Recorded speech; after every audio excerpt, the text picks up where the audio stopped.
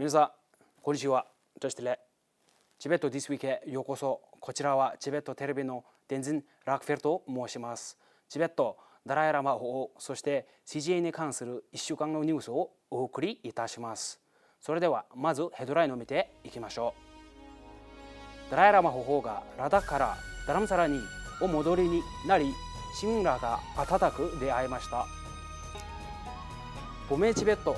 議会の憲法ソナンデンベル議長はチベット青年会議場の第18回総会の開会式に出席しました。ペンバツリン出席大臣はチェコ共和国のプラハにてヨーロッパ戦略会議の議長を務めました。チベット事務局ジュネーブのティングレ主義代表は台北代表省のニコル・ス代表と国連人権理事会のアメリカ合衆国常任代表であるミシェル・テーラ大使と面会しました。チベット事務局台湾で人会が開催されました。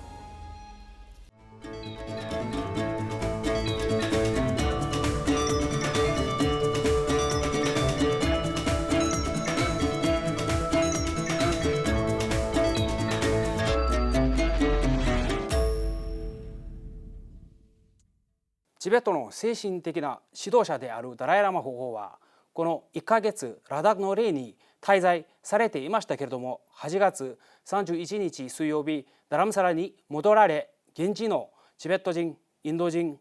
観光客らの温かい歓待を受けました。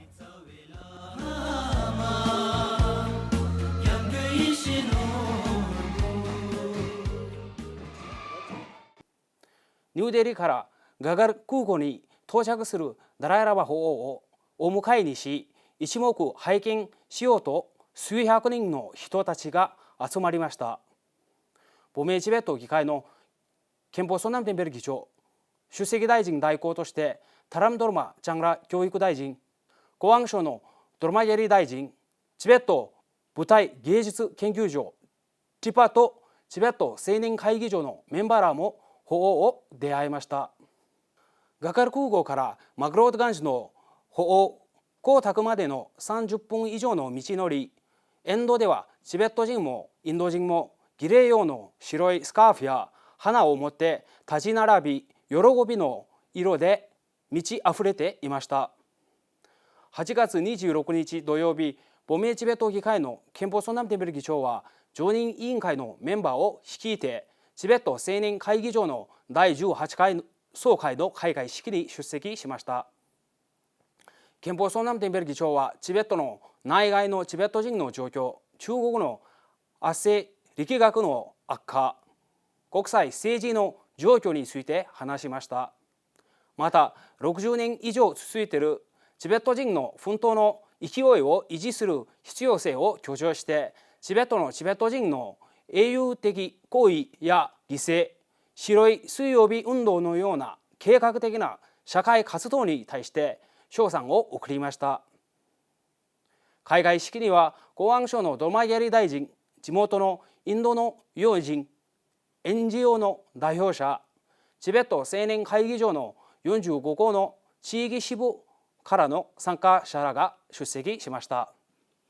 8月28日日曜日、ペンバツリン出席大臣はチェコ共和国のプラハにて第16期中央チベット政権内閣常設戦略委員会とチベット事務局ジュネーブが共同で開催した1日ヨーロッパ戦略会議の議長を務めました。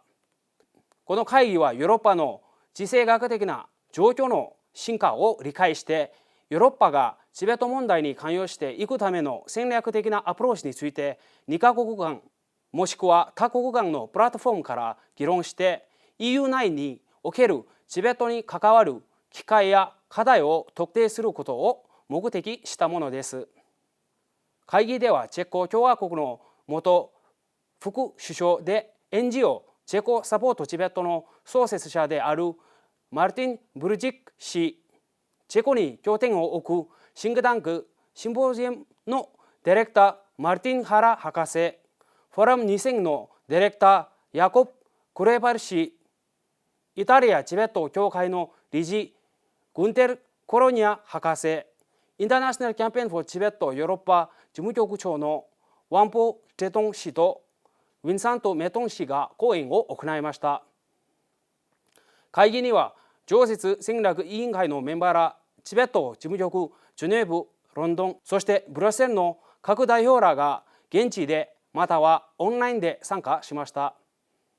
先週、ペンバツリン主席大臣はワシラフ・ハベル図書館会館、チェコ文化大臣、大議員議長、チベット友好協会会長、チェコのチベット支援団体、シンポジウムのディレクター、研究者らが会談してチェコ共和国の元労員主催の昼食会に出席しました。During all these meetings, Sikyong has very strongly noted why we have to ensure that the narrative of Tibetan independence, the historic Tibetan independence, should be adhered to, especially in terms of ensuring that the countries do not violate the international law by stating that Tibet is part of China, because Tibet historically and also legally is an occupied and unresolved status of a country. Yesterday, during the opening ceremony of the Forum 2000, Sikyong Pemba Srila had a brief conversation with the Foreign Minister of Czech Republic, as well as had an opportunity to greet the Prime Minister of Czech Republic. Since then, we have been holding several meetings with different dignitaries from various countries. There was also a parallel meeting of the European foreign ministers. Today, Sikyong Pemba Srila is presenting and speaking at the Forum 2000, especially on the issue of human rights situation in Tibet. So these meetings have been very, very important, and I'm very sure that they have played a significant role in ensuring that Tibet can be discussed and taken forward within the European Union,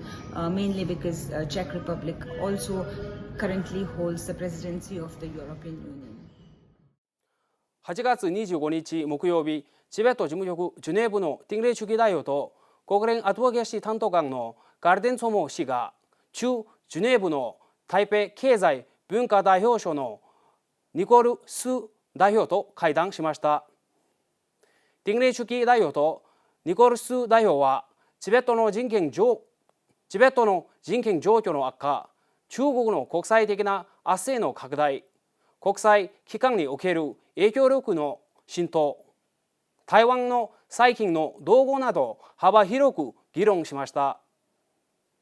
ス代表はチベット人社会が亡命先で民主主義の原則をうまく実践して独自の文化や伝統を守っていることを称賛しました。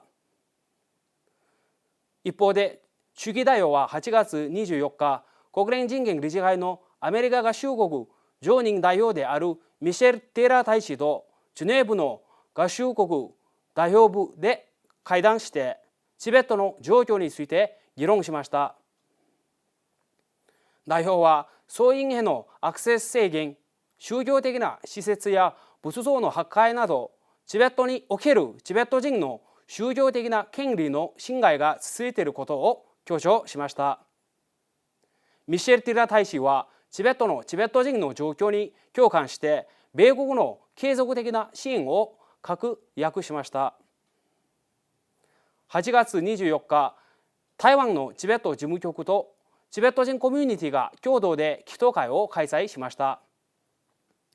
チベット事務局台湾の馬場ケルサン行政代表は中国指導部内の不調和が高まり、経済の悪化や市民の不信感によって